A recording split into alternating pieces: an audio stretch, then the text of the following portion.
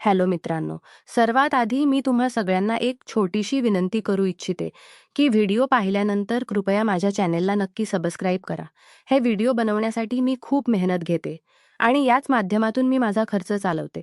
जे कोणी माझ्या चॅनेलला सबस्क्राईब करतील, त्यांच्यासाठी मी मनापासून प्रार्थना करते, की त्यांचे आयुष्य खूप सुंदर, समृद्ध, आनंदी आणि सुखी होवो.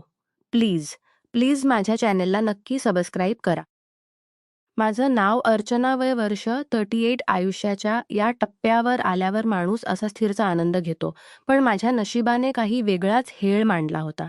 गेल्या वर्षी माझ्या आयुष्यात असा एक वादळ झाला, ज्याने माझं हस्तखेळत घर एका क्षणात उद्ध्वस्त करून टाकलं. माझे पती, ज्यांच्यासोबत मी आयुष्याची सुंदर स्वप्न पाहिली होती, ते एका गंभीर सुंदर स्वप्न पाहिलून गेले. पतीच्या जाण्यानंतर सुरुवातीचे काही महिने कसे गेले हे मला आजही आठवत नाही. नातेवाईक आले, सांत्वन केलं आणि आपल्या घरी निघून गेले. शेवटी उरले ते फक्त मी आणि हे 4 भिंती आणि एक भयानक शांतता. सकाळी उठल्यापासून ते रात्री झोपेपर्यंत घरात फक्त माझाच आवाज घुमायचा. 2.5व्या वर्षी आयुष्यातलं आलेलं हे खाकेपणाच सोसणं दिवसेंदिवस खूप कठीण होत जात होतं. सकाळी उठून आवरणे, भांडी, झाडू, पोळचा स्वयंपाक या सगळ्या गोष्टी करताना माझी माझी शारीरिक आणि मानसिक खूप धावपळ व्हायची. शारीरिक थकायचे, पण त्याहूनही जास्त मन थकायचं. नैराश्याच्या गर्तेत जात असतानाच एका संध्याकाळी माझ्या मैत्रिणीने सीमाने मला सल्ला दिला, "अर्चना, तू स्वतःला किती त्रास देणार आहेस घरात मदतीसाठी? एखादा कामगार ठेव निदान. तुझा कामाचा ताण तरी कम होईल आणि घरात कोणीतरी वावरत राहील." तिचा सल्ला मला पटला. मी ओळखीच्या एका एजन्सीमध्ये फोन करून घरातील कामासाठी माणसाची मागणी केली. 2-3 दिवसातच माझ्या घराची बेल वाजली. मी दरवाजा उघडला आणि समोर एक तरुण उभा होता. "नमस्ते मॅडम, मी सागर एजन्सीने पाठवलंय," तो अत्यंत नम्रपणे म्हणाला. मी त्याला आज बोलावलं. सागर दिसायला खूप तेजस्वी, उंच आणि दणकट शरीरयष्टीचा होता. त्याच्या चेहऱ्यावर एक वेगळंच तेज होतं आणि डोळ्यात कमालाची नम्रता. तो फार तर 85च्या आसपास असावा, पण त्याच्या रुबाबदार व्यक्तिमत्वामुळे तो खूप प्रभाव पडणार होता. मी त्याला घरातील काम समजावून सांगितले, "बघ सागर, मला घरात स्वच्छता आणि किरकोळ खरेदी ही तुझी काम असतील." "जी मॅडम, तुम्ही जसं सांगाल अगदी तसंच होईल, काळजी करू नका." तो हसून म्हणाला. पहिल्या दिवसापासून सागरने कामचाला सुरुवात केली. तो घरात आला की स्वच्छतेचा एक वेगळाच वेग दिसायचा. कुठेही कामात कुचराही नव्हती, कशाची तक्रार नाही. त्याच्या वागण्यात माझ्याबद्दल एक वेगळाच आदर आणि आदरयुक्त अंतर असायचा. तो कामाचा आला की शांत असलेल्या घरात एक जिवंतपणा यायचा. सुरुवातीला मी त्याच्याशी खूप कमी बोलायचे. फक्त कामापुरता संवाद असायचा. "चहा घे" किंवा "सागर, बाजारातून भाजी घेऊन की कामापुरता भाजी ये." पण हळूहळू मला जाणवायला लागायचं, तो कपडे वाळत घालताना किंवा लादी पुसताना माझं लक्ष तकळत त्याच्याकडे जायचं. त्याची ती उबदार आणि मजबूत बांधणी, तो काम करताना त्याच्या कपाळावर येणारा घामाचा थेंब आणि त्याचा शांत स्वभाव, या गोष्टी माझ्या मनाच्या कोणत्यातरी कोपऱ्यात हळू घर करत होत्या. पतीच्या जाण्यानंतर एका श्रीज आणि म्हणून माझ्या भावना पूर्णपणे सुप्त झाल्या होत्या.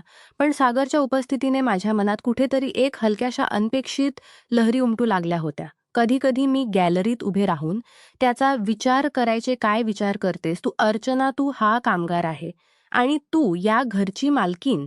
मी स्वतःलाच टोकायचे आणि मन वळवायचा प्रयत्न करायचे, पण भावनांवर कोणाचे नियंत्रण असतं का? एका रविवारी दुपारी घरात खूप शांतता होती. सागर घर हॉलमध्ये टीव्हीच्या टेबल साफ करत होता. मी किचनमधून त्याला पाहत होते. त्याची प्रत्येक हालचाल खूप समतोल आणि लयबद्ध वाटायची. तो काम करत असताना त्याचे चेहऱ्यावरचे भाव अगदी प्रामाणिक असायचे. "सागर, तुला काही अडचण तर नाही ना कामात?" मी किचनमधून बाहेर येत विचारलं. तो वळला आणि त्याने मान चुकून उत्तर दिलं, "नाही मॅडम, काहीच अडचण नाही. उलट तुम्ही मला एवढा मान देता, हेच माझ्यासाठी खूप आहे." त्याच्या त्या साध्या आणि प्रामाणिक वाक्याने माझ्या मनातील त्याच्याबद्दलचा आधार आणखी वाढला. तो केवळ एक कामगार राहिला नव्हता, तर या ओस पडलेल्या घरात तो आशेचा एक किरण बनवून आला होता. मला रोज सकाळी त्याची वाट पाहावीशी वाटायची. तो कधी येईल आणि कधी घराची बेल वाजेल, अशी एक वेगळी सुरून माझ्या मनात जागा होऊ घेऊ लागली होती. एकाकीपणाच्या अथांग समुद्रात बुडताना मला सागरच्या रूपाने एक किनारा दिसू लागला होता. पण हे नाक पुढे काय ओळख घेणार आहे याची मला अजिबात कल्पना नव्हती. दिवस साखरेसारखे विरघळत होते. सागर घरात काम करायला लागून आता 2 महिने झाले होते. याने त्याच्या येण्याने माझ्या घरातील तिशाब्यान शांतता पूर्णपणे नाहीशी झाली होती. तो घरात असला की एक वेगळा जिवंतपणा जाणवायचा. सागर केवळ आपलं काम करून निघून जाणारा कामगार राहिला नव्हता. तो नकळत माझी काळजी घेणारा एक आधार बनत चालला होता. मी वेळेवर जेवले आहे की नाही, माझा मूड कसा आहे, या सगळ्या गोष्टींकडे त्याच बारीक लक्ष असायचं. "मॅडम, तुम्ही आज खूप विचार करता असं दिसतंय. चहा करू का तुमच्यासाठी? ते थोडं प्रसन्न वाटेल." कधी कधी मी विचारात गळून गेलेली असताना तो अगदी आदरपूर्वक जवळ येऊन विचारायचा. त्याच्या या साध्या आणि आपुलकीच्या शब्दांनी माझ्या मनावर साचलेली धूळ हळूहळू उडून जात होती. पतीच्या जाण्यानंतर तो जिव्हाळा, तो आपुलकीचा शब्द मला हवा होता, तो नकळत मला सागरकडून मिळत होता. एक स्त्री म्हणून माझ्या मनात दबलेल्या अनेक भावना पुन्हा जाग्या होऊ लागल्या होत्या. मी 38 वर्षाची होते आणि तो पांजितला तरुणपण जेव्हा तो माझ्याशी बोलायचा तेव्हा त्याच्या डोळ्यातील काळजी पाहून मला त्याचा हा फरक कधी जाणवला नाही. कधी कधी तो काम करताना मी त्याला चोरून पाहायचे. त्याच्या कामातील एकाग्रता, त्याची ती कणखर शरीरयष्टी आणि त्याच्या बोलण्यातील तो गोडवा, या सगळ्या गोष्टी मला त्याच्याकडे आकर्षित करत होत्या. मी काय करते हे योग्य आहे का, असा प्रश्न रोज रात्री मी स्वतःला विचारायचे. पण एकाकीपणाचा भार एवढा मोठा असतो की मानवी मन शेवटी आधारात शोधत असतं. एक दिवशी जुलै महिन्यातील संध्याकाळ होती. आभाळ पूर्णपणे भरून आला होता आणि विजेचा कडकडाट सुरू होता. घरातील लाईट अचानक गेली. पूर्ण अंधार पसरला होता. मी हॉलमध्ये सोफ्यावर बसले होते. माझ्या पाठीत आणि मानेत दिवसाभराच्या कामामुळे तीव्र वेदना होत होत्या. मी अंधारातच मान सोडत अस्वस्थपणे बसले होते.